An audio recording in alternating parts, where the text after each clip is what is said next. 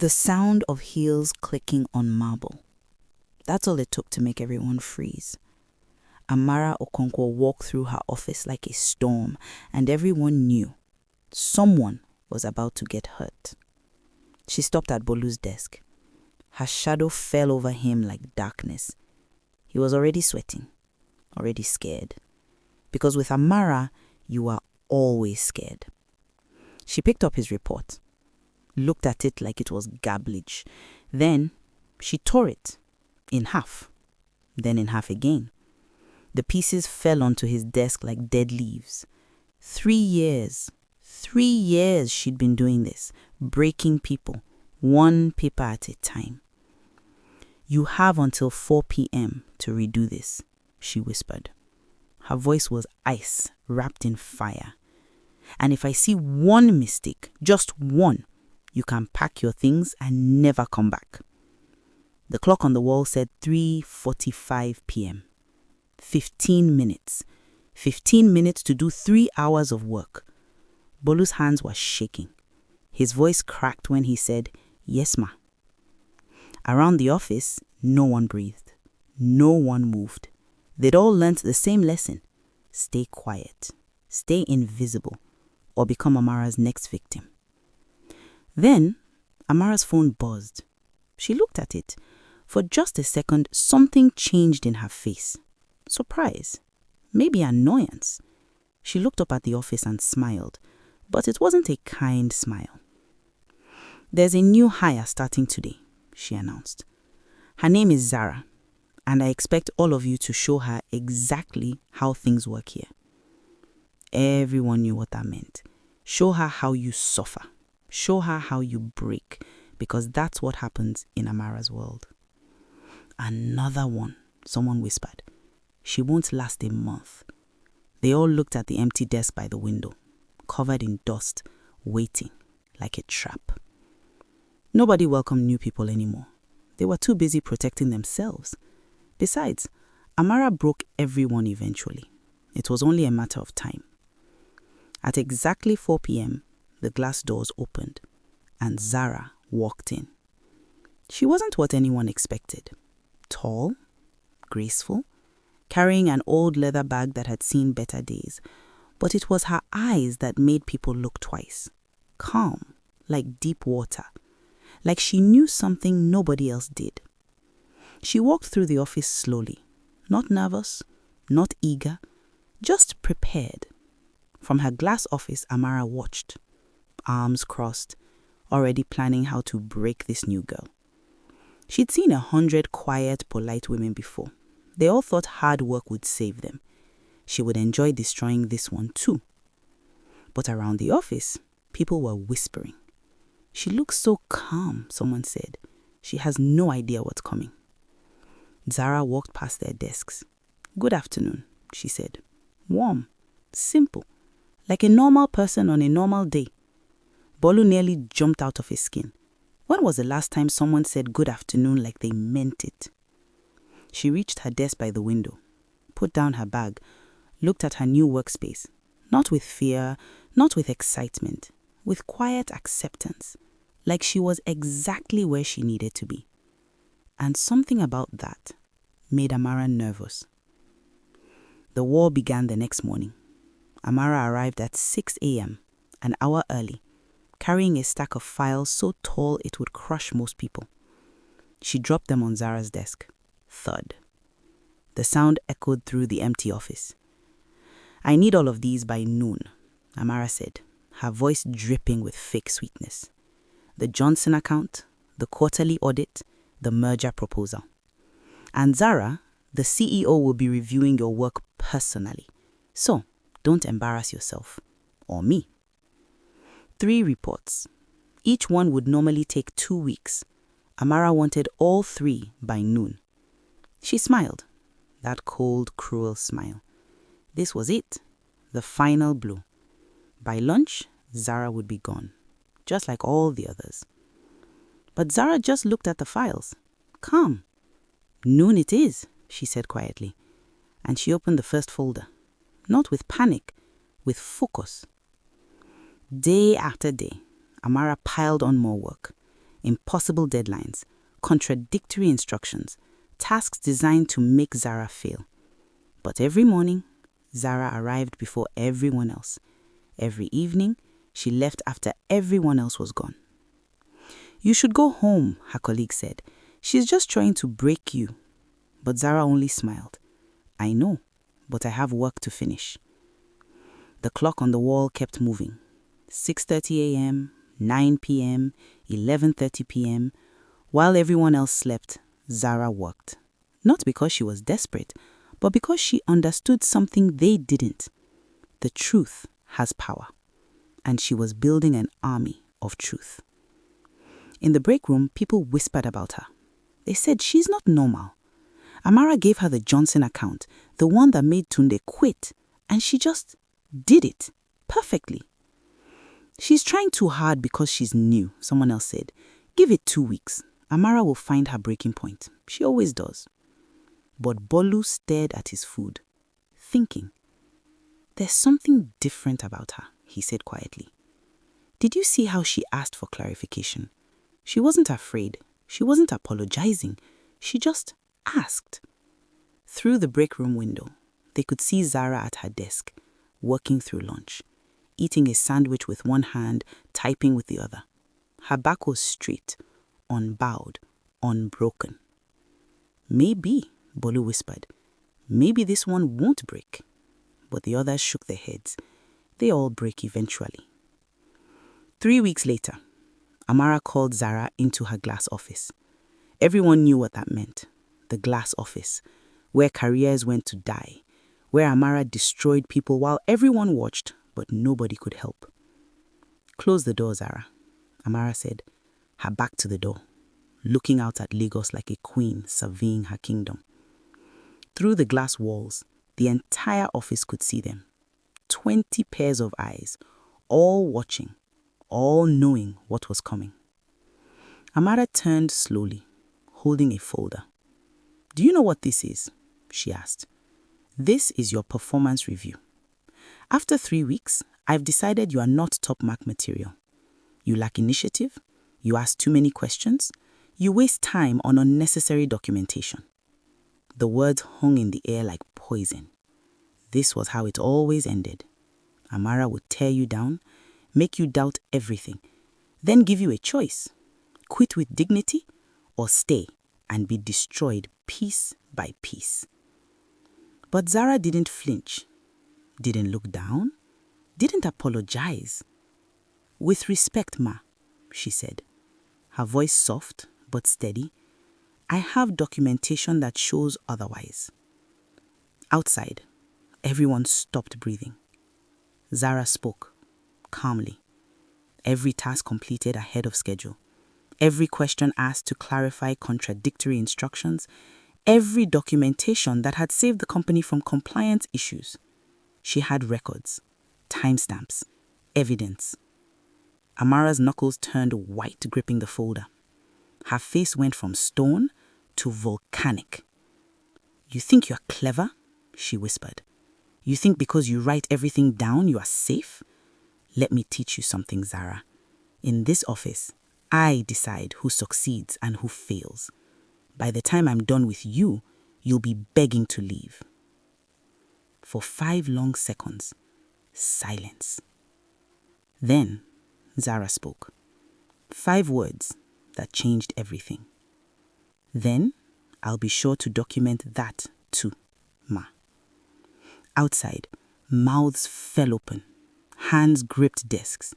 For the first time in 3 years, someone had stood up to Amara, and for the first time in 3 years, Amara had no response.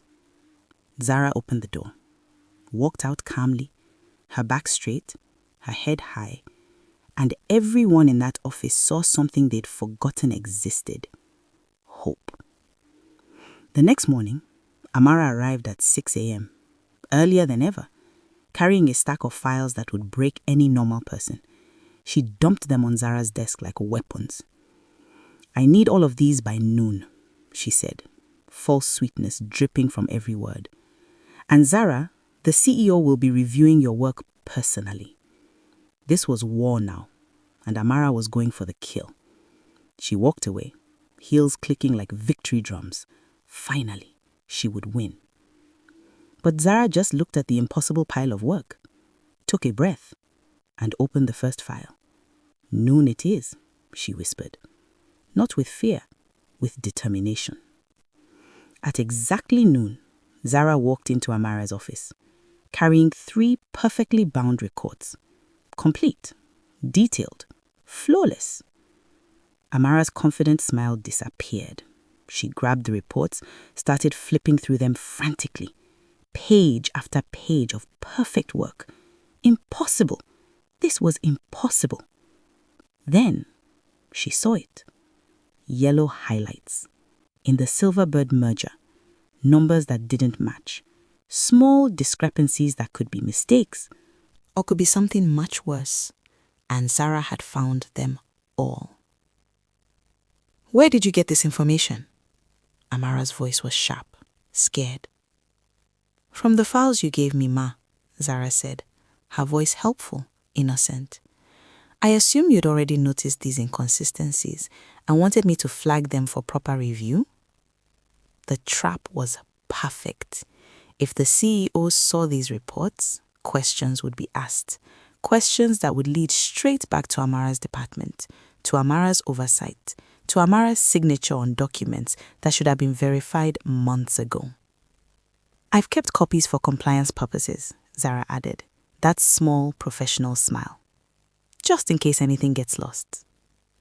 For the first time in 3 years, Amara felt something she'd made others feel 1,000 times. Fear. Pure, cold fear. She'd been checkmated, and the entire office was about to find out. Over the next 3 weeks, something strange happened. Zara kept doing the impossible. Every trap Amara set became evidence of inconsistent management. Every impossible deadline got met with documentation showing the contradictions, and slowly, others started to notice. "How do you stay so calm?" someone asked Zara at the copy machine.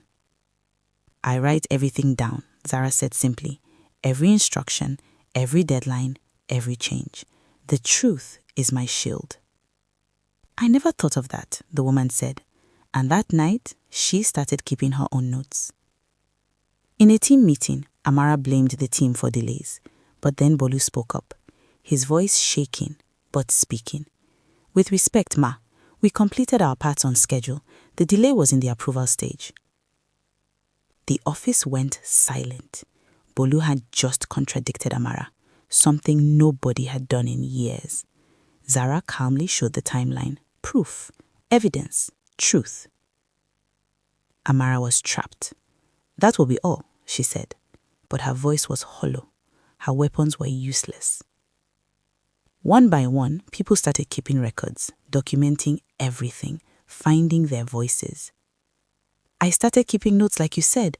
I found 3 emails where she contradicted herself in the same day."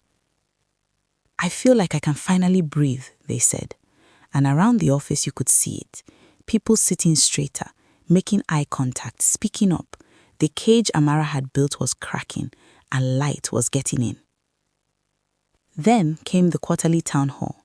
The CEO made his rare appearance, and as always, Amara stood beside him, perfect, confident, ready to take credit for her department's success. "Are there any questions or concerns?" the CEO asked. Polite silence. Amara smiled. She'd won again. Then Zara stood up. "Sir, with your permission, I believe there are some operational concerns that need addressing." The room went deadly silent. Every employee stopped breathing. You don't speak to the CEO directly. You don't contradict your manager in public. You just don't. "Sir, this is highly inappropriate," Amara started, panic in her voice, but the CEO raised his hand.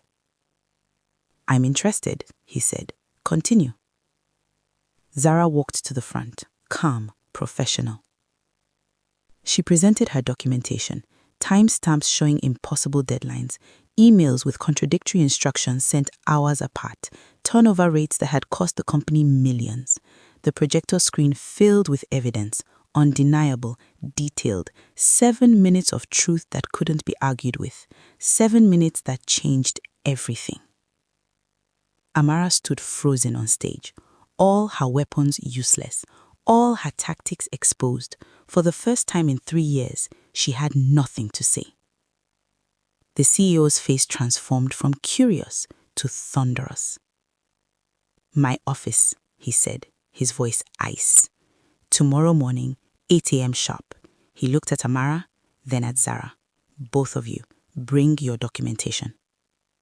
The meeting dissolved in shocked whispers, and Amara fled, actually fled the room, her perfect posture broken, her power shattered. For the first time, everyone saw her for what she really was, not a queen, just a woman who'd forgotten how to be human. That night, Amara sat alone in her dark office, reading through the files, seeing herself through everyone else's eyes. Every impossible deadline, every cruel word, every person she'd broken. The woman in those documents, she was a monster, and that monster was her. The next morning, she arrived at the CEO's office early, exhausted, devastated. When Zara arrived 5 minutes later, they sat in silence, not looking at each other, waiting for judgment. Inside the CEO's office, the evidence was spread across his desk like evidence at a trial. And in many ways, it was. "I built this company on one principle: excellence through humanity. But somewhere along the line, you stopped leading and started ruling. There's a difference between a leader and a tyrant," he continued. His voice wasn't angry. It was sad, disappointed, and somehow that was worse. Amara felt tears burning, but crying now would be manipulation, and she was done with manipulation. "You have 2 choices," the CEO said. "Resign today, walk away clean, or stay and transform. Executive coaching, culture reform, meeting with every person you hurt, rebuilding from the ground up, with Zara as your co-manager, equal authority, equal responsibility." The idea of walking beside Zara, the woman who'd exposed her, made her want to run. But another part of her, the part that remembered who she'd wanted to be, stirred to life. "I'll stay. I'll try." 20 minutes later, Amara stood before her entire department, the CEO beside her, Zara on her other side. Everyone gathered, waiting, skeptical, hurt. "I owe you all an apology," Amara began, her voice shaking. "Not the corporate kind, a real apology, because I've hurt every single person in this room." She looked at Bolu, the panic attacks, the sick baby, the impossible choice between health insurance and mental health. She looked at Adana, the bathroom stalls, the tears, the lost love for her job. She looked at Chima, the drinking, the coping, the pain. "I convinced myself that being tough meant being cruel, that demanding excellence meant destroying confidence. I was wrong, completely, devastatingly wrong, and I'm sorry." The CEO announced the new structure: co-management, transparency, accountability, no more fear. And then Zara stepped forward. "This isn't about punishment," she said gently. "It's about building something better, something real." She turned to Amara, and in her eyes there was something unexpected: understanding. Change is hard. Admitting you're wrong is harder. But you know what's hardest? Staying exactly as you are, because change is scary. So I believe her. Zara looked at the documentation scattered across desks and offices. Real change starts with real self-awareness.